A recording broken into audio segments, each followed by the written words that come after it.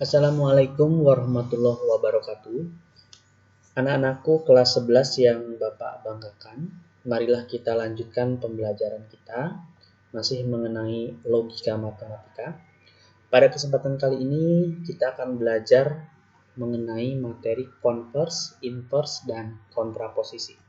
Mohon kalian bisa perhatikan dengan baik pembahasan kita supaya kalian bisa memahaminya. Lagi-lagi mungkin kalian menemukan istilah baru ya di dalam pembelajaran matematika kalian. Ada yang disebut sebagai converse, inverse, dan kontraposisi. Apa itu ketiganya? Coba kita cek ya dan kalian bisa paham. Jadi kalau seandainya ada sebuah implikasi, nah implikasi itu kan kalian tahu dilambangkan dengan tanda panah ke kanan ya. P implikasi Q. Nah, dapat dibentuk pernyataan majemuk menjadi 3 jenis nih. Tapi ketiga jenisnya itu pada dasarnya sama ya, sama dengan implikasi yang awalnya ya, yang sudah ada. Nah, di sini ada yang disebut sebagai converse. Kalau implikasi awalnya itu kan P tanda panah Q, maka kalau yang namanya converse itu posisinya dia berubah. Jadi Q tanda panah P atau Q implikasi P. Nah, itu disebut sebagai converse. Kalau P tanda panah Q atau implikasinya berupa kata-kata, maka untuk nanti jadi converse-nya juga kata-katanya dibalik, berubah. Nah, nanti kalian akan paham kalau udah Pak Heri kasih contoh. Nah, di sini ada juga yang disebut sebagai inverse. Nah, kalau inverse itu posisinya tetap nih anak-anak.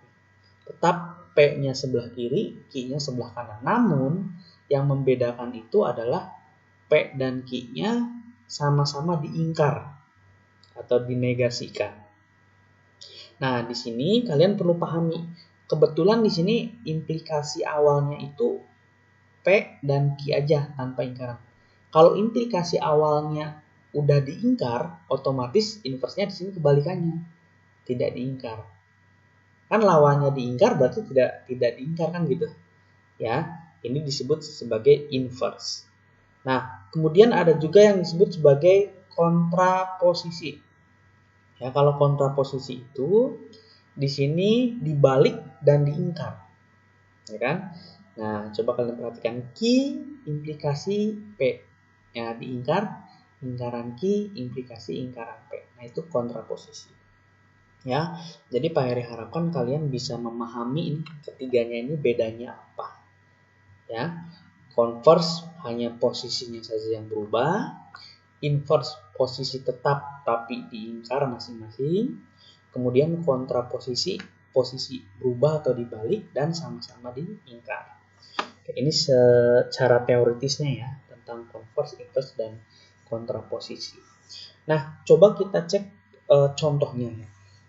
Misalkan ada soal tentukanlah converse, inverse, kontraposisi, dan ingkaran dari implikasi berikut.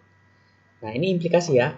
Jika hari hujan, maka matahari tidak bersinar. Nah, ini kalau dalam kata-kata berarti kan P tanda panah negasi Q. Gitu ya. Nah, ini jika hari hujannya itu disebut sebagai P. Matahari tidak bersinar. Nah, ada kata tidak, maka dia ingkaran Q. Kalau di sini matahari bersinar berarti Q doang. Ya, jadi ingat ada kata tidaknya nih, kalian harus jeli. Nah, kita data dulu nih. Oke ya. Nah, tadi di sini kan P-nya betul ya, hari hujan. Negasi Q, matahari tidak bersinar. Kenapa sih ini negasi, Pak? Karena ada kata tidaknya. Nah, lihat ya. Sehingga implikasi awalnya P tanda panah negasi Q. Nah, ini patokannya. Oke. Nah, sekarang converse-nya gimana? Ingat tadi, converse itu hanya dibalik.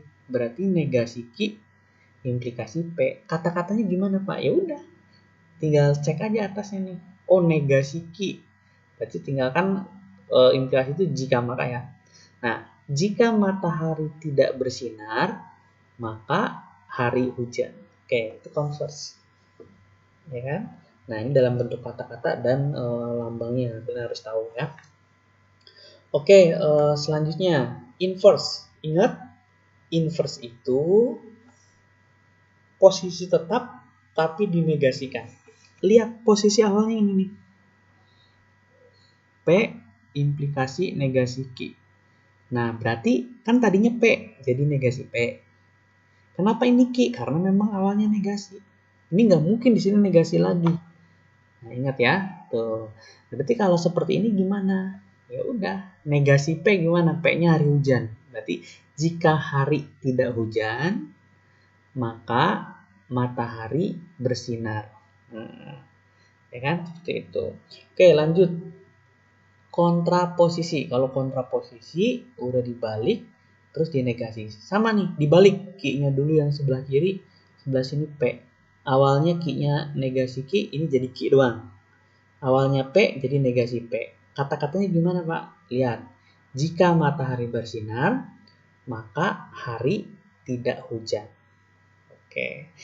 Kalau kalian perhatikan ini ketiga kata-katanya ini, converse, inverse, kontraposisi semuanya pada dasarnya sama, nyambung. Kalau ada yang nggak nyambung berarti salah. Ya, coba aja kalian cek nih. Jika matahari tidak bersinar, maka hari hujan. Oke.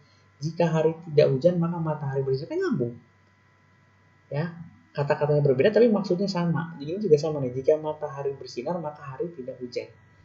Ya, seperti itu. Itu logika atau logika matematika. Converse, inverse, dan kontraposisi. Oh ya, satu lagi yang ditanyakan negasi. Negasi itu berarti adalah ingkaran dari pernyataan awalnya nih, ingkaran dari implikasi awal. Nah, ingkaran dari implikasi itu menggunakan dan ya. Dan jadi ingkarannya adalah P dan Q. Hari ini hujan dan matahari bersinar. Atau konjungsi ya, ini konjungsi. Nah, jadi itu yang harus kalian pahami anak-anak ya. Itu saja mungkin materi pada kesempatan hari ini. Singkat, padat, dan insya Allah jelas ya. Mudah-mudahan kalian bisa paham mengenai converse, inverse, dan kontraposisi. Pak Heri tutup dulu dengan salam. Wassalamualaikum warahmatullahi wabarakatuh.